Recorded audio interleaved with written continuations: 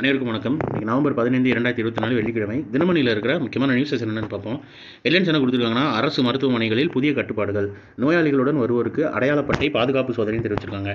தமிழகம் முழுவதும் அரசு மருத்துவமனைகளில் பாதுகாப்பை மேம்படுத்தும் வகையில் நோயாளிகளுடன் வருவோருக்கு அடையாளப்பட்டை பாதுகாப்பு பரிசோதனை மெட்டல் டிடெக்டர் சிசிடிவி கேமரா வசதியுடன் ஏற்படுத்தப்படும் என்று மக்கள் நல்வாழ்வுத்துறை அமைச்சர் மா சுப்பிரமணியம் தெரிவிச்சிருக்காங்க. நம்ம இந்த இஷ்யூ உள்ள எதனால் என்னன்றதை பார்க்கறத என்னென்ன பண்ணி புதுசாக என்னென்ன கொண்டு வராங்கன்னா அதை நோட் பண்ணிக்கிறது பெட்ரு. அடுத்ததாக இன்றைக்கான திருக்குறள் என்னன்றதை பார்த்துருவோம்.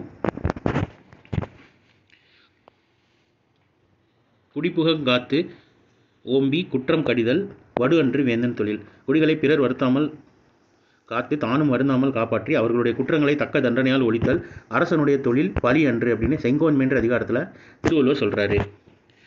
அதுக்கடுத்து பிரதமர் மோடிக்கு டொனாமிகா நாட்டின் உயரிய விருதுன்னு தெரிவிச்சிருக்காங்க. டொனாமிகா காமன்வெல்த்தின் உயரிய விருதான டொனாமிகா மரியாதை விருதை பிரதமர் மோடிக்கு வழங்க உள்ளதாக அந்நாட்டு அரசு தெரிவித்துள்ளது.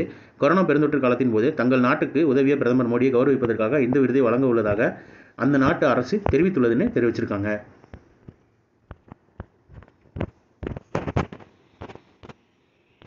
அடுத்ததாக புதிய மைல்கல்லில் இந்தியா UAE உறவு ஜெய்சங்கர் தெரிவிச்சிருக்காரு.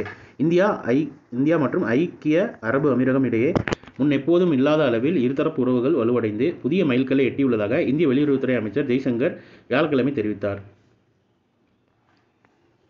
அதை பற்றி எலாபரேட்டாக நம்ம சேனலில் ஃபோட்டோ போட்டிருப்போம், வேணுங்கிறவங்க அதை எடுத்து பார்த்துக்கோங்க. நம்ம சேனலோட வாட்ஸ்அப் சேனல்லையும் டெலிகிராம் சேனல்லையும். அடுத்ததாக பினாக்கா ராக்கெட் ஏவும் அமைப்பு சோதனை வெற்றி, ராஜ்நாத் சிங் பாராட்டும் தெரிவிச்சிருக்காங்க. உள்நாட்டில் தயாரிக்கப்பட்ட பினாக்கா ராக்கெட் ஏவும் அமைப்பின் சோதனை வெற்றிகரமாக வியாழக்கிழமை மேற்கொள்ளப்பட்டது.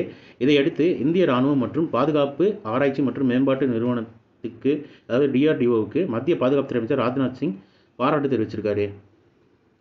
இந்த சோதனையின் போது தற்காலிக தர தேவைகளுக்கான காரணிகளாக இலக்கு வரம்பு, துல்லியம், நிலைத்தன்மை மற்றும் பலமுனை தாக்குதலுக்கு தேவைப்படும் வேகம் உள்ளிட்டவை மதிப்பீடு செய்யப்பட்டன. இது குறித்து பாதுகாப்பு அமைச்சகம் வெளியிட்ட செய்திக்குறிப்பில், மதிப்பீடு தர காரணிகளின் செயல்பாட்டின் ஆராயும் விதமாக DRDO பினாக்கா ராக்கெட் ஏவும் அமைப்பு சோதனை வெற்றிகரமாக நடத்தி முடிக்கப்பட்டதுன்னு தெரிவிச்சிருக்காங்க. அடுத்ததாக இளைஞர்களுக்கு உத்வேகம் அளிக்கும் பிர்சா முண்டாவின் தியாகம்னு தெரிவிச்சிருக்காங்க. குடியரசுத் தலைவர் திரௌபதி முர்மு தெரிவிச்சிருக்காங்க. பழங்குடியினர் விடுதலை போராட்ட வீரர் பிர்சா முண்டாவின் நோக்கங்களும் தியாகமும் இன்றைய இளைஞர்களுக்கு உத்வேகம் அளிப்பதாக அமைந்துள்ளன என்று குடியரசுத் தலைவர் திரௌபதி முர்மு பெருமிதம் தெரிவித்தார். ஜார்க்கண்ட் மாநிலம் உலிஹாட்டு பகுதியில் பழங்குடியினர் சமூகத்தை பிறந்த பிர்சா முண்டா சிறு வயதிலேயே ஆங்கிலேய ஆட்சி அடக்குமுறைகளுக்கு எதிராக போராடினார். 25 ஆண்டுகள் மட்டுமே வாழ்ந்த இவர் பழங்குடியினர் நிலம் மற்றும் உரிமைகள் காக்க போராடினார். இதனால் நிலத்தின் தந்தை என பழங்குடியினரால் அவர் அழைக்கப்பட்டார். 1890ஆம் ஆண்டுகளின் பிற்பகுதியில் ஆங்கிலேய அடக்குமுறைக்கு எதிராக உல்குலான் என்ற கிளர்ச்சியை முன்னின்று நடத்தினார். தற்போது இவரின் 150வது பிறந்த தினம் நோட் பண்ணிக்கோங்க. 150வது பிறந்த தினம் கொண்டாடப்பட்டது. இதையொட்டி அவருடைய உருவ சிலைக்கு மலர் தூவி மரியாதை செலுத்திய குடியரசுத் தலைவர் திரௌபதி முர்மு வெளியிட்ட அறிக்கையில் மொத்தமாக தெரிவிச்சிருக்காங்க. டைம் இருக்கிறவங்க ஃபுல்லாக வாசிச்சு பாருங்கள். INMல இந்தியன் நேஷனல் மூவ்மெண்ட்டில்